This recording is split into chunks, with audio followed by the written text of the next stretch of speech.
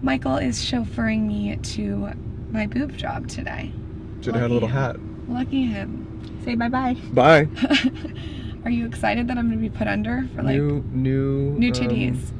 New what is it? New Ariel? toys. New titty committee. No, new year, new nose. Oh, new boobs, new tits. Who dis? We brought the doctor, Dr. Barrett, some TSC bucks. This is my old boob job, obviously. And I can't wait to bring you guys along and like show you all the specifics. We're gonna ask Are you Dr. nervous? Barrett. I'm nervous, kind of. Can you tell? Yeah, you've been so calm today. Really? Yeah, Michael's like been very panicked. calm energy. Michael, have you been panicked? I never like when people go into surgery, but Are you gonna say goodbye to my boob? yeah, I did last night. Do you want to give him one squeeze? Give him one squeeze. Just a little squeeze. Come on. I'm gonna break my arm. Hide your kids. Okay, we're running late, so we have to run in. Guys, I'm gonna bring you along.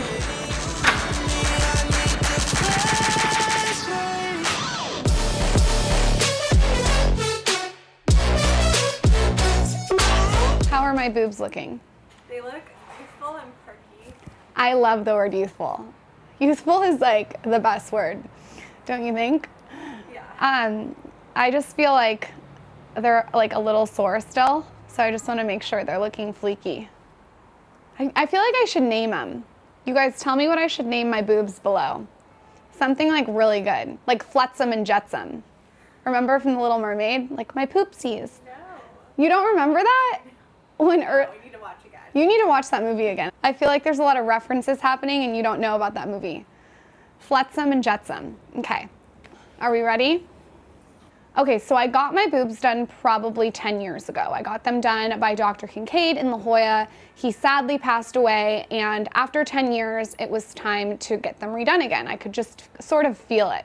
And so I scheduled an appointment with Dr. Barrett in Beverly Hills and went to see him, and he told me that my right boob was bottoming out. And once I started noticing that, I couldn't unsee it. It basically, like my saline implant was coming sort of down underneath the pocket and you could see it. So I felt like I travel a lot and I didn't want to be traveling in a different country and not have access to any doctors and have to fly back and schedule an appointment and do everything 911. I really wanted to be proactive about it instead of reactive.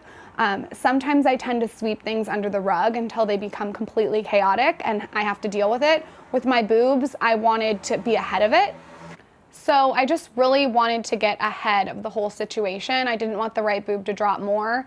And I wanted to get it done. I wanted to plan my schedule, so I had 2 weeks to myself, which ended up probably being a week to myself. This is 2 weeks post-op, and I wanted to have control over the situation. So I went to see Dr. Barrett a couple times. I really liked his personality. He's very outgoing. I liked his directness. I feel like he didn't overpromise. I liked how smart he was, and mostly I loved what an artist he is. So I looked at his past work. It's all incredible.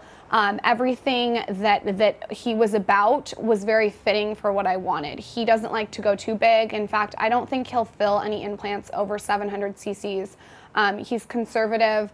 I also think that he's youthful. I don't think he's too old. I think sometimes when you go to older doctors, you're gonna be stuck in a trend. So if you're going to someone who's like 60 or 70 or however old a surgeon can be, they're going to maybe sometimes put you in the trend, meaning like, you know, French tips, acrylic nails, sometimes those can age you. Do you know what I mean, Ariel? Yeah.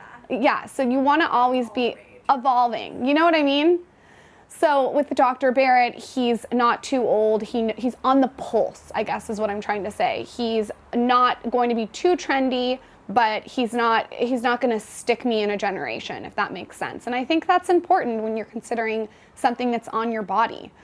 So the reason that I decided to bring you guys along is because I felt like I could have done this behind closed doors, but I think that there's so many procedures happening right now with social media that this was one that I felt would be interesting to show you and bring you along and show you my experience. I'm certainly not trying to be a role model for boob jobs. I'm just sharing my journey and what I did. This is obviously my body. I have control to do whatever I want with my body, and I thought that you guys would like to see that journey and just show you what I went through and what I liked and what I disliked. I have to say, from the second that I went into Dr. Barrett's office to up until now, I'm obsessed. The whole process has been so seamless. So chose Dr. Barrett. I really, really like his staff too. Rachel and Miles were incredible. The whole office has really good energy. Booked my surgery.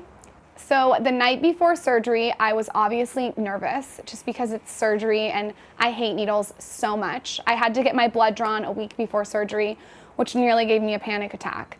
And the night before surgery, I was anxious. I was also excited, but nervous, definitely. And I couldn't eat or drink after midnight. So I just stopped eating and drinking. So I woke up the next morning. I'm used to drinking a liter of water in the morning with lemon and a little bit of salt. Couldn't do that. Couldn't drink any water. And Michael and I woke up. We met Ariel. She drove up from San Diego. And we got ready. We got in the car, drove to Dr. Barrett's office, got there. Again, the whole process was seamless. We walked in. We got to talk to Rachel and Miles. I talked to a bunch of the nurses, then I talked to Dr. Barrett. We discussed everything we were doing. He did not give me an exact CC, so I started with 300 cc's 10 years ago, and I had a saline implant.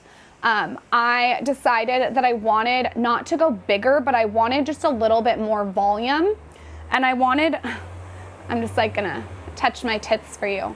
I wanted, like, they were kind of like out a little bit. I wanted them a little more in. And so the volume sort of gives them a foundation, if that makes sense. Does that make sense, Ariel? It's sort of like more of a foundation. So we decided that I would go either 350, 375, or 400. I let him decide when I was in surgery. He does this really cool thing where he puts the implants in you during surgery and then sits you up. Obviously, you're asleep. I don't remember any of this. And he looks at you to make sure that it's proportionate. I think that for me, one of my main things is being proportionate. I don't want to look too top heavy. I don't want to look matronly. I don't want to look matronly. Can I say that 100 times? Because I told him 100 times. But I also am going under the knife, so I also want it to be sort of worth it. I think that a lot of girls, when they get boob jobs, including myself, maybe wish they went a little bit bigger because you wake up with these swollen boobs and they kind of go down a little bit. So I wanted to go a little bigger than last time, but not necessarily bigger, like I said, just more volume. You loving them? I mean, they're weird. Give them a good squeeze. I mean, it's weird. They're just like bags of. Everything's a facade. This old familiar feeling. Yeah. Your skin looks dewy. Great. Perfect. Michael's adopted my skincare routine. I looked like an old weathered saddle before. Well, it's nice that next I think that it's time for you to get ball implants so you can feel how I feel.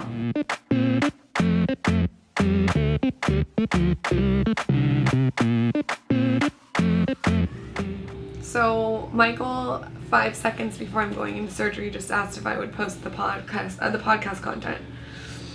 Yeah, because you're probably not going to. She's a little busy.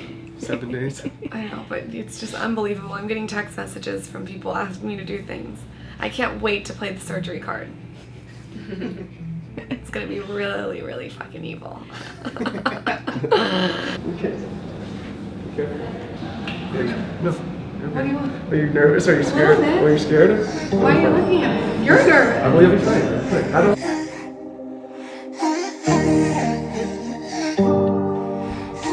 I'm here with Dr. Barrett. I am getting 375 or 400? 700 cc. 700 cc's.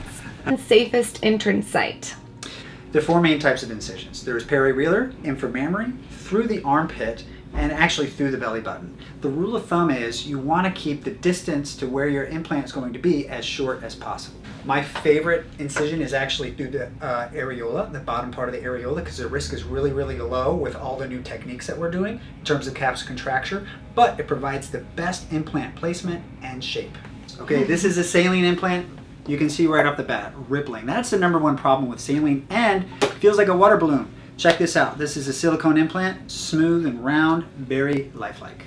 So Lauryn's original operation was about 12 years ago, and back then they weren't using silicone implants, they used saline. And saline's not a bad implant, but if you notice, you can get a lot of rippling. They're actually very narrow. This is something that is very important to what we're gonna do for her. So when you have a narrow implant, you get an effect of a lot of pressure pushing on one spot of the breast, okay? So a high profile or a saline implant has a higher likelihood of bottoming out because that pressure builds up over time. When you take a moderate profile or a new silicone implant, they've come a long way from 12 years ago.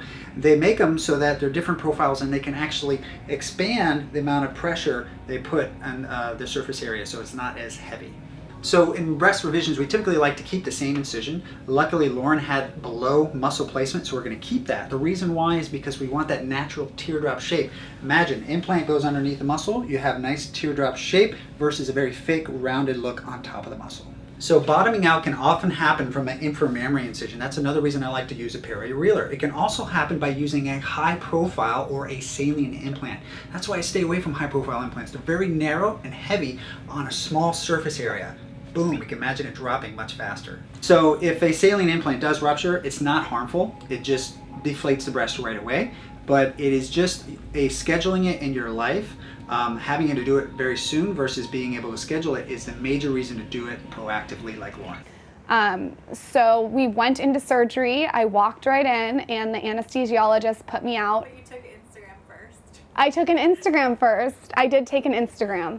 I was like shaking and sweating and my upper lip was perspiring, but I took an Instagram first. I had to, you know? And Dr. Barrett was super positive. What I really like about him looking back on the whole thing is he's definitely a doctor that doesn't sort of wallow with you. So I was like getting a little nervous and he was just like, this is what we're doing. He's very matter of fact and in the best way. Like he just moves it along in a way so you don't really have time to be scared or nervous. Didn't you feel like that, Ariel? Like he wasn't letting me sort of get nervous with him. You know what I mean? I really like that. Like looking back, it's like you pulled the Band-Aid off. And you want to flex your pectoralis muscle. Great. That's good. I'm going to do the same thing. And we're underneath the muscle. That's good. And then I'm going to take a little measuring tape and we're going to think this for you. Love it. Okay. It's on brand. Yes. And we're going to mark the meridian of the breast. This is the center part of the breast. Doesn't really matter too much for you, but it's nice to have this as a reference. And then relax your arms down for me. Perfect. Perfect. I'm going to take a quick picture for our, this is just for your chart, okay? 1, 2, 3. Awesome. And that's it for our breast markings. Okay, thank you. You're welcome. Thank Give me you. a hug. Thank you. We're going to take great care of Thanks, you. Dr. Okay. Barrett. I'm excited. All right. Very Here we excited. go. Cool. Oh my god, this is like such a hot angle of me. You look pretty sexy. Thank you. All right. Come on back. Here we go. The light's good in here. It's beautiful. I just can't look at any of the equipment. I know. I'm so by Basil Vasco. That's all right. I want to go over your plan one more time. Okay. Okay. So this is you here. Okay. And our goal is to make you more like this, symmetrical, better volume, take care of that under bottoming out on that one side. So And that's 6 years ago. this is 6 years ago. I was Yes. like wondering, it's like it's so beautiful. It's Right. Like, this is our goal today. I Yes. want to get you back to that. And this was actually yesterday. Yesterday. So it's not looking as full as it once was. Exactly. And there's a little bit of that bottoming out happening right here. Yeah. So, all right. We'll All get right. excited. Okay. I just can't look at anything. Okay. All right, good. Hey guys, this is Dr. Barrett, and here is our plan for Lauryn. Okay, as you know, she has 12-year-old implants, saline implants, 325. Okay. Now, they are high profile. They've caused bottoming out to happen for her. So you can actually see this in her recent photo here, even in a bikini. This is her when she first had them done. Beautiful. Okay, our goal is to get it back to that. So we're going to use a slightly bigger implant because we're switching from saline to silicone. And we're going to possibly do a pocket repair to make sure that her inframammary folds are both even and symmetrical. We want to get that cleavage back, get those old implants out, make them look perky and youthful again, so stay tuned. There's no love in the city, just lights looking pretty.